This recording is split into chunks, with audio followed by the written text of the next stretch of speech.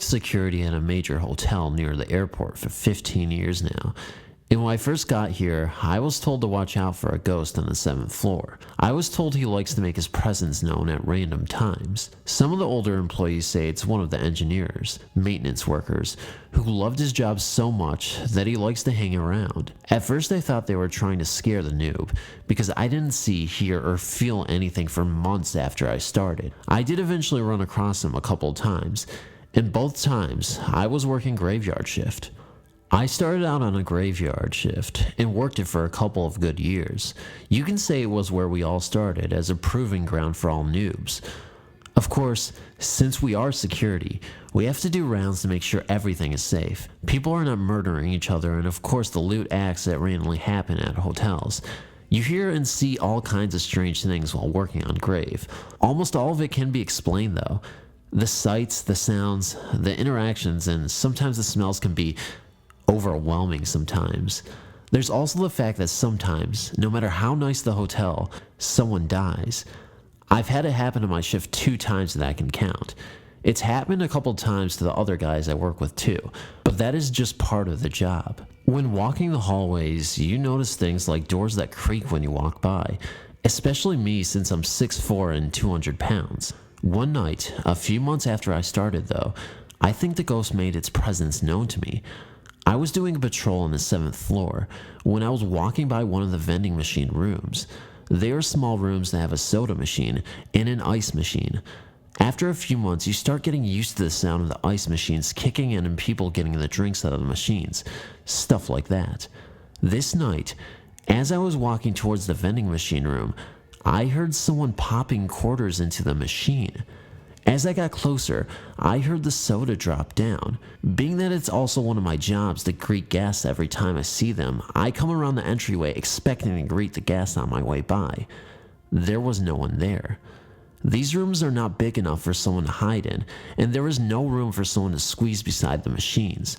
I kept an eye on my back the rest of the night though. It felt like someone was following me, but only when I was on the 7th floor. The second time I think I encountered him, it was during renovation a few months ago. The hotel was going through a few month-long renovation, and the 7th floor was already complete at the time.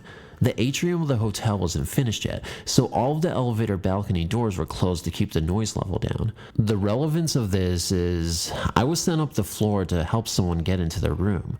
One of my coworkers, a Vietnamese gentleman, was just on his way out and clocking as I headed up. We passed each other and said our see ya laters, and I headed up the elevators to help the guests. When I got out on the 7th floor though, I heard in the exact accent, right down to a slight lisp, "Jason," and a loud whisper came from my right. It sounded like it was a few feet away, but the doors to the balcony were closed. The weird thing is, I also heard guests down the hallway to my left, and none of them had an accent even close to Vietnamese, or a lisp. I checked the doors real quick. No one was on the balcony, and quickly went to help the guest. When I was 12, I moved to a church home called The Ranch with my mom. Before all this happened, I never believed in ghosts, spirits, or even demons, but now at the age of 20, I believe we're not alone. Okay, let's get to the story. When I first moved into the ranch, it wasn't just me living there. There were other kids and their moms. On the first night, everything seemed fine. Nothing happened. 2 days after we moved in, I started to become afraid of the 2nd floor. I never wanted to be up there by myself. I didn't know why my mom thought it was a kid thing. You know how some kids become afraid of basements or closets? For some reason, I was afraid of the 2nd floor. My mom always told me that it was all in my head, but I knew what I felt, and what I felt was pure evil. A week after moving in, I was upstairs by myself trying to rest my eyes when I heard a noise coming from behind me in the bathroom. It sounded like weeping, as if someone was cleaning the bathroom. When I turned around, it stopped like it never happened. I rolled back over to rest, and the noise started up again. I was so scared that I got up and left the room. I never told my mom what happened. I figured she'll think I'm making it up or something. Now, lucky for me, I wasn't the only one who was hearing things. There were 3 other kids who heard noises all over that place. I never thought these things were real. One night, I was asleep upstairs. It was about 11 p.m. when 3 of other kids, all sisters, started screaming out of nowhere. I got up to see what was going on when I saw a shadow figure standing at the foot of their bed. It was just standing there looking at them. This thing was not human. It was like this whole thing's body was nothing but shadows. It scared the hell out of me. 2 days after the night, my mom told me that one night while she was in the shower, she felt someone watching her, and yet she was alone upstairs. That freaked her out. 2 days later, we were gone. We left and never came back. Until this day, I always wonder what it was and if it's still there. Thanks to all of you who took the time to read this. Everything I wrote here is the truth. I swear to my life. When I was around 7 or 8, I saw a ghost in an underpass while in London with my mom. Since that day, I've come across something which makes me wonder the true nature of what I saw. I'm no longer sure he was a ghost. It's possible he was something else. I'll explain. Firstly, for those who don't know, people in different countries probably have a different name for these, hence clarification. An underpass is a small tunnel that usually runs under a busy road where there is no bridge or traffic lights allowing pedestrians to cross the road. They are all the same, covered in graffiti, rubbish usually, bit smelly, faulty lights are just dimly lit. In a lot of them, lights will be broken altogether here and there. I was used to these tunnels, as was everyone else. They are very common. Anyway, to what I saw that day, there were a good amount of people around, coming and going on their way. Nothing strange. Out of the blue, I got a panicky feeling that I couldn't ignore. Things just didn't feel right. We continued walking. I could see the people ahead, coming towards us, but the light wasn't brilliant, so at first, you couldn't make out things like facial features. All I know is I felt in danger and was becoming more alert to who was around. Soon enough, I spotted them, and the bad feeling skyrocketed inside of me. It was an elderly lady and a young, let's say robust, boy. They came into a better lit area as they passed, and I got a clear look. The old lady had longish gray hair, a little matted and small kind of smile on her face, but a very determined look. She didn't look around or anything, just continued straight ahead. It was the boy companion that made my little head spin. As soon as he was in view, I saw that he had no eyes, just black holes where his eyes should be. Needless to say, the bad feeling had intensified drastically. But the worst thing that shook me right up, as soon as I noticed the fact that he was eyeless, he turned his head and looked straight at me. At this point, I got upset. Mom asked what's wrong, and I explained. She turned, mere seconds had passed, and said she couldn't see anyone like I had described and to hurry up. Now, he could have been an ordinary kid, had an accident of some kind, been blind, and I'm aware that contact lenses that are all black do exist and so on. However, I'm the only one who reacted to his unusual appearance. No one around me seemed to notice the pair or bat an eyelid. I'm all for not staring at someone who looks a bit different out of politeness and everything, but everyone has reactions, even subtle ones, and there was honestly zero reaction from anyone. My mom should have seen them when she turned to look, but she didn't. I deliberately never looked back at that point, as I still felt in danger and really freaked out. I know a lot of people will point out my age, the location, overactive imagination, but I'm pretty certain. Hence, up until recently-ish, it's always an experience I share whenever the subject of ghosts arises. However, as stated, I am now in some doubt as to whether this was a ghost encounter. I've since learned about the BEP phenomenon and read many encounters online. Some I'm sure have been faked. BEP stands for black-eyed people. They seem to be average men and women at first glance. Normal human body hair, clothes, you know, all that stuff.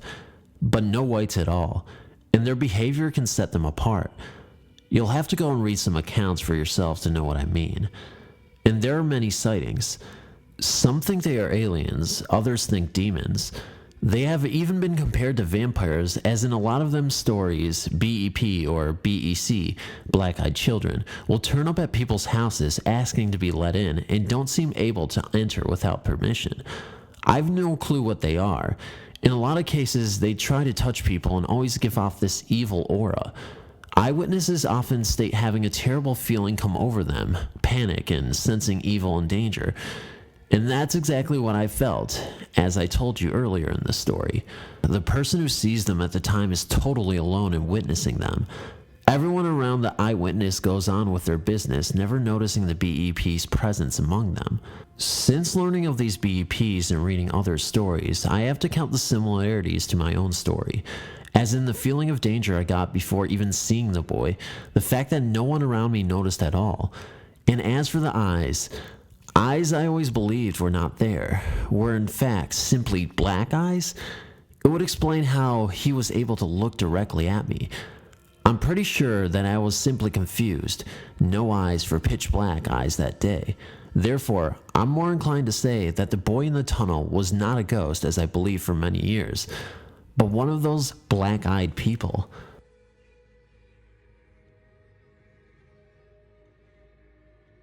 Most families have some kind of hero in the family tree. Some great or maybe even recent member they point at with pride and say he or she was the first to, or fought in the war and was decorated. You get the gist. In my family, it was my maternal grandmother. Her familiar claim to fame was having drowned the Boogeyman. It was back in 1946 in rural Kentucky. The twins, my oldest sisters, were 5 years old at the time and living with my mother in a small cabin on my grandparents' property. By all accounts, they were quiet, well-mannered children until the arrival of the Boogeyman. No one knew where the children had even heard of them, but almost nightly their shrieks of fright roused the households, bringing my grandfather on the run with his shotgun. They became afraid of the dark and would beg for my mother to sit with them until they'd fallen asleep. This went on for weeks, despite the fact my mother kept reassuring them that the Boogeyman didn't even exist.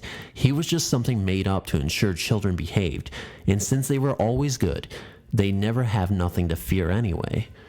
My mother wasn't actually sure that there was nothing to fear. For weeks now, there had been odd occurrences in and about the cabin that she was at loss to explain for.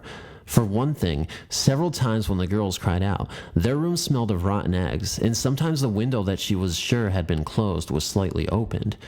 There were times when she found weird drag marks in the dirt outside their window, as if someone with a horrible limp had come that way. Privately, she told her father that she was worried that the Boogeyman might be some hobo lurking about.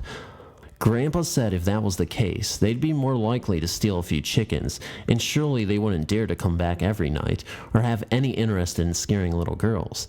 Still, that same day, he brought old Jack, his hunting dog, to stay with Mom and the girls. According to my mom, Jack made himself right at home, but steadfastly refused to have anything to do with the girls' room, refusing to enter it, and at night would growl at nothing she could see. Days dragged by, the Boogeyman taking its toll on my mother and the girls, mostly due to lack of sleep. One simply does not go from terrified screaming and responding to such screams as sounds sleep easily. They grew pale, and dark circles formed under their eyes. One day, Grandma decided to consult with Aunt Sylvia about the situation. No one knows what transpired between them, but it had to be serious for Grandma to pay a call on a known witch. No one is really certain if Aunt was an honorary title, or if she was truly related in some way.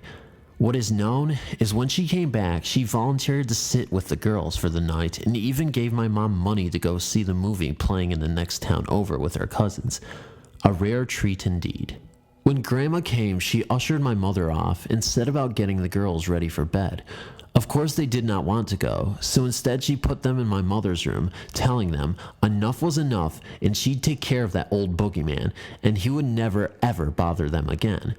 Then she gave them instructions that no matter what they heard, they mustn't leave the room. It wasn't long before they heard her talking in their room. Grandma was not a soft-spoken individual. "See this broom, you devil? I'm going to beat you with it. Now you get out of here in the name of Jesus and never come back." After that, there was a horrible racket that went from one room to another. It sounded like furniture was being overturned. Old Jack was barking up a storm, and Grandma yelling. They heard the back door slam, and running to the window saw Grandma running down the path, swinging the broom and shouting Bible verses. After a short while, she returned, telling them they didn't need to worry about the boogeyman anymore, as she had chased him down to the river where she had drowned him. My mother came home to find the twins sleeping peacefully, her home in disarray, her broom broken, every window and doorway salted, and Grandma reading the Bible. Whether the result of a theatrical performance by Grandma or some cleansing ritual, the twins never again complained of the boogeyman bothering them.